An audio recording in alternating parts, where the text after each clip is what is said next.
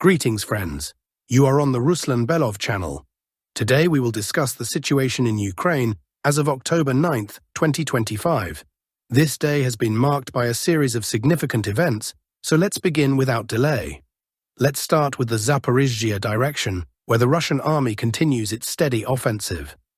According to the latest data from various mapping services, there have been localized adjustments to the front line in the areas of the Poltavka and Uspenivka fortified zones. Here's how the map looked on October 8, 2025. We can see that Russian units had closely approached the Poltavka fortified area, but had not yet crossed the Yanchur River. Changes occur daily, which is a natural process of gradual advancement. Several days ago, some pro-Russian analysts claimed that Russian forces had entered Poltavka. However, as of October 9th, this information has not been confirmed. Nevertheless, the fact of steady Russian progress is acknowledged by all sides: pro-Russian, neutral, and even pro-Ukrainian cartographers. A similar situation is observed in the Uspenivka fortified zone. After clearing Novohrihorivka, Russian units continue advancing westward along the tree lines, attempting to reach Krasnohorska and Rybny. These two settlements form the northern flank of the Uspenivka defense line, and taking control of them would completely disrupt Ukrainian logistics in this sector. Today, pro-Russian sources released footage showing a drone strike on explosives placed under a bridge near Privolne.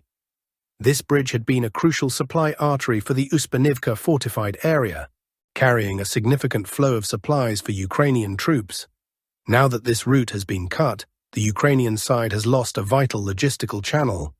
Thus, Russian forces are increasingly engaged in battles for Uspenivka and Poltavka, and judging by the dynamics, a breakthrough in favor of the Russian armed forces may occur here soon.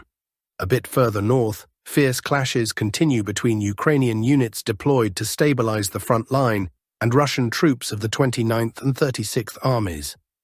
The main battles are taking place around the settlements of Vyshnev and Alexeyevka. Vyshnev is regularly struck by aerial bombs. Published footage shows pinpoint strikes on temporary deployment points of Ukrainian units. This settlement remains under constant fire, although confirmed infantry advances by Russian troops have not yet been recorded. Some earlier reports claimed that forward Russian groups had entered the eastern outskirts of Vyshnev, but there is still no verified confirmation of this.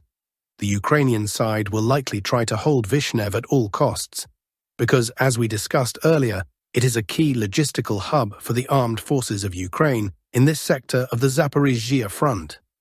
Meanwhile, the Russian army continues to strike at Velika Mikhailivka, using artillery, aviation, and multiple rocket launchers. It is possible that a new active phase of the offensive will begin here soon. Pro-Ukrainian sources also report a minor shift of the front line near Novoselivka. One of the forest belts with several fortified points has come under Russian control. In Western online communities, there is now active discussion about a large-scale regrouping of forces in this direction. As a reminder, in recent months, the Russian army had been steadily transferring major reserves toward Pokrovsk, Myrnohrad, and the Breakthrough Zone. Many expected that a major offensive aimed at encircling and destroying Ukrainian groupings in Pokrovsk, Myrnohrad, and the so-called Shakov pocket would begin there. But events developed differently. According to incoming reports, after Russian forces approached Pokrovsk, a decision was made to redeploy. These fresh units are now being transferred further west, toward the Novopavlivka area, where active hostilities are expected to begin. It is reported that the 90th Tank Division, along with the 35th, 55th, 74th, and 137th Brigades, as well as several other formations, have been sent there. Such a concentration clearly indicates preparations for an offensive operation, the likely goal of which is to clear Novopavlivka and straighten the front line. The fact is that the Novopavlivka sector forms a kind of salient that complicates Russian logistics and hinders further advances both deeper into the Dnipropetrovsk region and westward, toward Velika Mikhailivka, Pokrovska, and eventually the Dnipro River. Fresh geolocations are already emerging from this area, showing an increase in combat intensity. Video footage shows an entire battery of multiple launch rocket systems firing at Ukrainian positions in a forested area north of Felia. Judging by the strike patterns, this may be preparation for a possible crossing of the Vovcha River to begin movement toward Novopavlivka. New footage has also been published from within Felia itself. Ukrainian sources show drone attacks on Russian assault groups slowly advancing toward the settlement. According to pro-Russian analysts, the village of Molodetska is already half under Russian control. All of this suggests that before clearing Pokrovsk and the Myrnohrad urban area, the Russian army intends first to stabilize the front line and secure the Novopavlivka region. An interesting detail, Ukrainian Commander-in-Chief Syrsky, just a few days ago, renamed the Novopavlivka direction to the Oleksandrivka direction. This seems to be a signal that the Ukrainian General Staff has effectively written off this area, recognizing the high probability of its loss. On the northeastern flank of the Novopavlivka sector, heavy fighting continues for the settlements of Udakny and the Pokrovska mine, where both sides hold their positions and refuse to give up even a meter.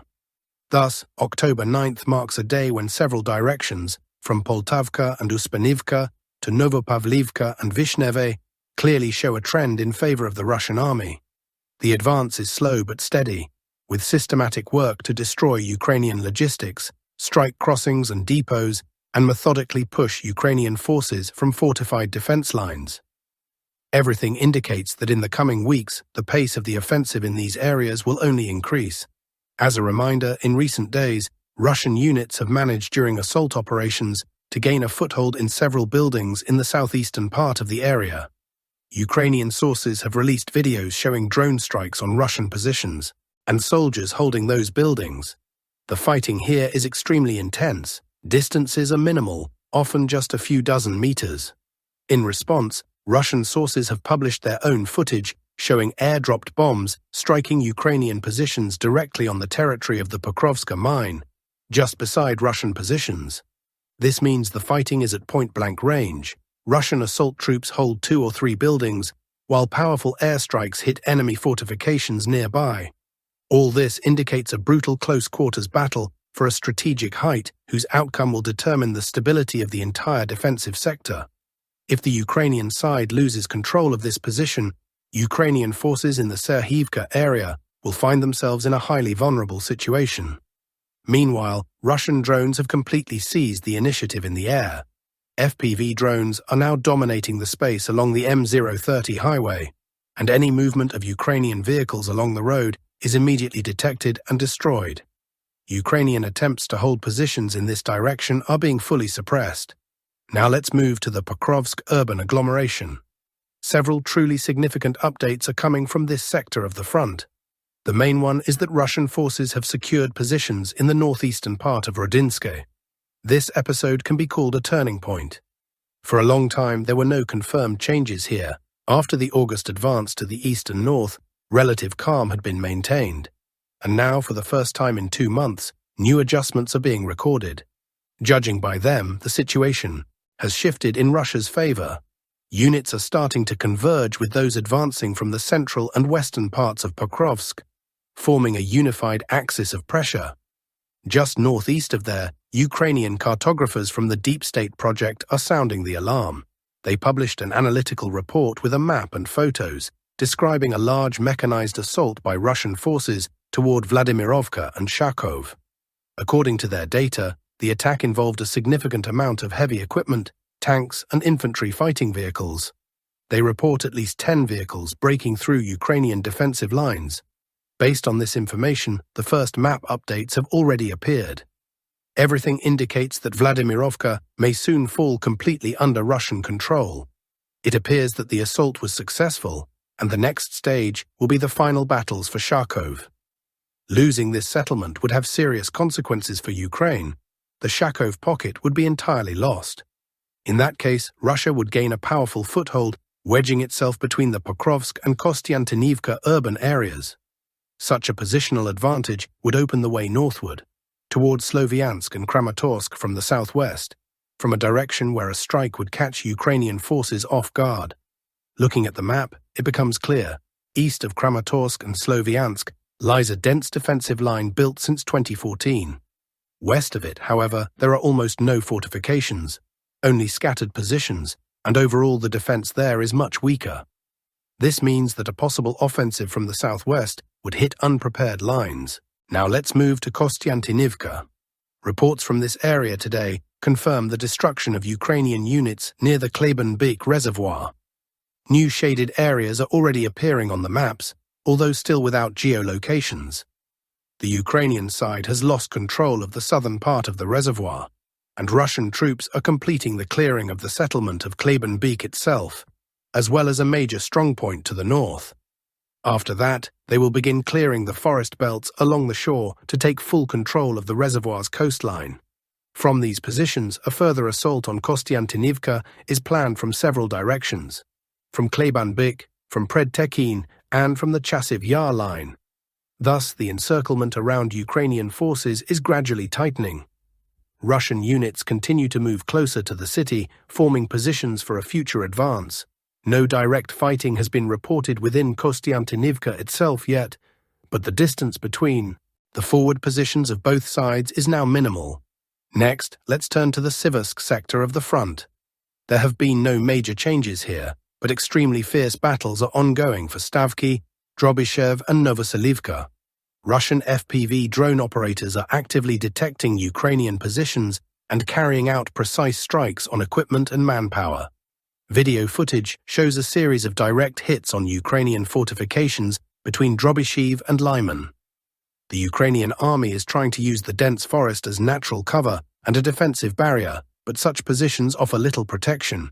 Drones detect any movement and adjust fire accordingly. A bit further north, near Kupiansk, the situation also remains tense. Numerous new videos have emerged from key logistical routes, temporary deployment areas, and Ukrainian troop concentration zones. Footage from the Zaoskolia district on the eastern outskirts of Kupiansk shows strikes on Ukrainian positions. Further south, strikes have been recorded on the crossing near the village of Sadov. The videos show Ukrainian vehicles attempting to cross the river but coming under Russian fire. Similar strikes have been documented on the crossing near Osinov. Military experts note that Ukrainian activity in this sector, especially at the crossings, may indicate attempts at an organized withdrawal from the eastern bank of the Oskil River. The Ukrainian command may be trying to evacuate personnel and equipment to avoid encirclement. However, under the dense surveillance of Russian drones and artillery fire, such operations are becoming virtually impossible. Everything points to the fact that we may soon witness major changes in the configuration of the front line, possibly up to the complete transfer of the Oskil's eastern bank under Russian control. That's all for now, friends. Thank you for watching, subscribe to the channel, leave a like, and see you next time.